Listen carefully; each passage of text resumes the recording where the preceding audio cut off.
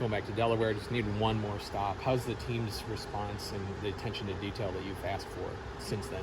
Yeah, we watched it all, broke it down, and a lot of learning opportunities from it. And you're right. Like, I think I told our team and I told everyone, I don't think in my career I've lost a game that we scored 80. So our defense just wasn't up to par, and you saw that. We didn't get the stop when we needed to. We just didn't have that same intensity that we've had consistently throughout those games. So hopefully, we'll learn from it and we'll understand the importance of every single possession, be able to, a lot of it too wasn't off of action, it was off of one-on-one drives, and just, we kind of got overpowered. So we got to get stronger from that, learn, and obviously Pittsburgh's going to be a great test to that, because they're very similar to Delaware. Yeah, to say, what's the challenge of them? It's the same. They're super athletic. They're long, undersized posts, but strong, and they're going to drive us just like what we saw from Delaware. So I think it's a good sequence to play them right after, and hopefully, again, we'll see quickly if we've learned with a couple days of practice. I'm sure you want kind of the doesn't matter when it comes to this, but it's an ACC opponent now. It's it's a Power 5 conference. Is there any conversation you have to have with the team about, hey, ignore that? I mean, for us, every game is the same. I don't care if we're playing, Division III school or UConn. Like, the prep's the same, the intensity is the same, the focus is the same. We are trying to go 1-0, and then when you coming off a loss, I think it's even more important. Hopefully they feel a little bit more urgency to come back and really clean up the things that cost us a win. So I think that they'll be ready to respond. But from here on out, every single game is so hard.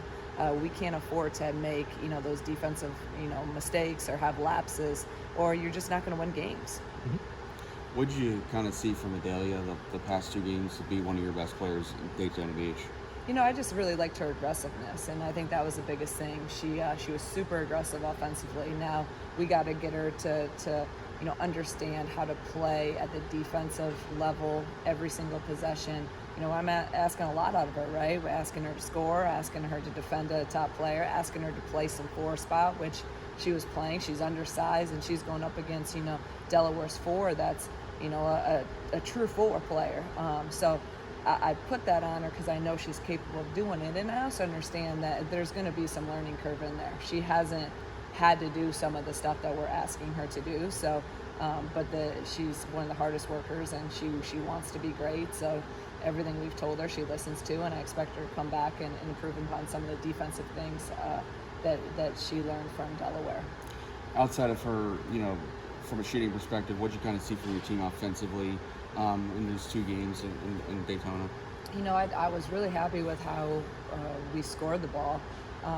Charlotte, I thought it was our best. I told Scott this. I think it was our best defensive effort in terms of following scout and locking, a really good team and capable players down.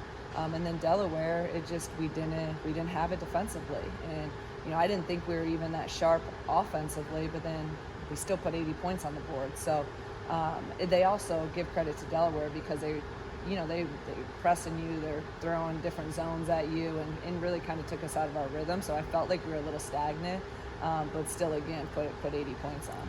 That's what I was going to kind of ask you, because you had the balanced scoring. I think you had 4 players, but it looked like it was a struggle to get outside of Adelia, where she was efficient, but the other 3 were kind of, it took a lot of shots for them to get there. Is that what you were kind of alluding to earlier? Yeah, we didn't shoot it well against Delaware. We did not. We missed a lot of layups. We missed a lot of shots that we normally make, and that's the frustrating part too, because I thought there were some really good, possessions where we had opportunities, we got to the rim and we missed, and you can't do that. You can't miss easy shots. You can't miss layups. You can't miss free throws. There's opportunities that we had free throws in the 4th and we'd split them. Those are the winning plays and what winning teams do, and again, that's part of the growth of experience. If you look at this team, really only Makira has been in tight games and meaningful minutes. So we're just young. We're inexperienced in terms of that. So we got to learn quickly from game time. You were just at a multi-team tournament. There was a tournament in Las Vegas where there were some issues that were brought up about just, for the experience of the players. What's kind of your thoughts on what was brought up in that situation with that tournament? I just think it's I don't know. I wasn't there, so I don't know, what happened or what transpired. I know the tournaments we've gone to have been good and well run, and that's what I'm concerned about. So I know it'll be addressed with, that tournament, and I'm sure, I know it will never happen again because of the publicity that they've gotten. So, I'm sure they've learned and will continue to learn. And again, I don't know. I wasn't there. Is it something that, just talk about the setup of what you guys got to experience this past weekend? How was that for the team? Yeah, it was good. When we go on these, especially this tournament, I've been there before. We were there last year. Obviously, Illinois was there last year.